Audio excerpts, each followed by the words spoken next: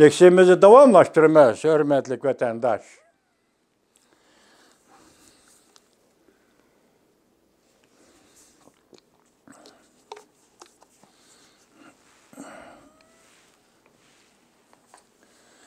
Bugün Çislak 2021 yıl 1. ayının 7. günü.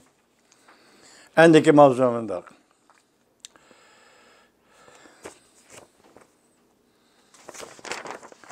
Tuyuqsız. Tarqalğan xəbər.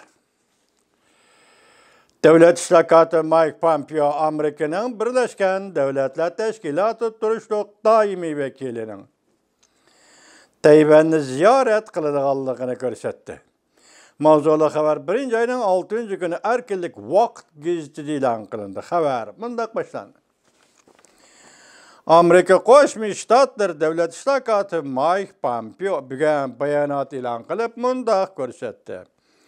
Amerikanın Birləşmiş Dövlətlər Təşkilatı turuşluq daimi turuşluq vəkili Kelly Crabb Tayvan'ı ziyaret kıldı.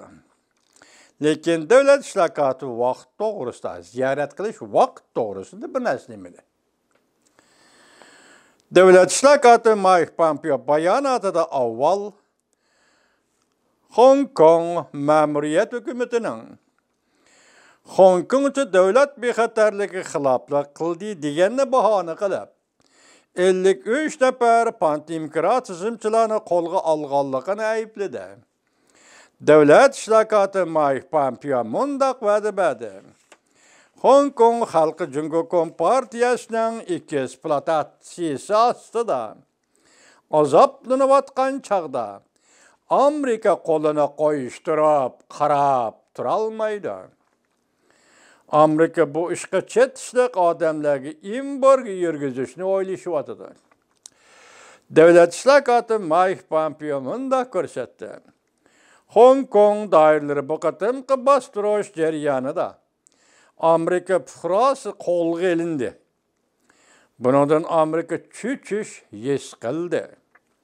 Şuna aniq qilib qaytish şəriyləmiz ki Amerika fuqaralarini xalaqancha qo'lga ilishqa, parakanda qilishqa taqat qilib turolmaydi. Bu qatim qo'lga ilish jarayonida vatandoshlar Shangangda bir nafar amerikalik qo'lga ilindi.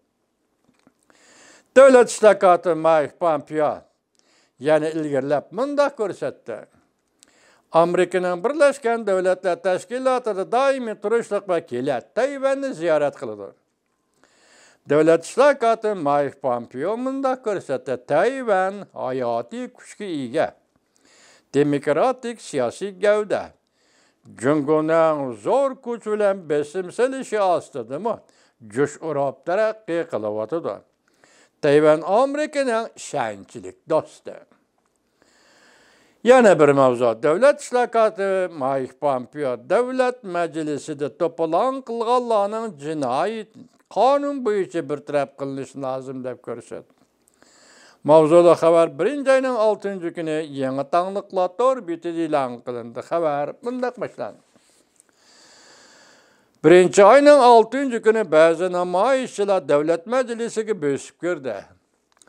Davlat Majlisida echilayotgan birlashma yig'inni to'xtatishga majbur bo'ldi. To'xtatishga majburladi. Majbur bo'ldi emas, echilayotgan birlashma yig'inni to'xtatishga majburladi. Davlat Majlisi a'zolari jiddiy chekindirildi. Dövlət İştirakatı Mike Pompeo Twitter'da fikir qoldirib mundaq ko'rsatdi. Davlat Majlisiga bosib kirishni qabul qilg'ili bo'lmaydi. Bu to'polon qatnashchilar qonun bo'yicha bartaraf qilinishi kerak. Dövlət İştirakatı Mike Pompeo bugun 6. günü kashtarak Twitter'da fikir qoldirib mundaq ko'rsatdi. Amerikada Davlat Majlisi sarayıga bosib kirishni qabul qilg'ili bo'lmaydi. Qonunsizlik bilan zo'ravonlikni Amerikada va dunyoning har qaysi joylarida qabul qilishga bo'lmaydi.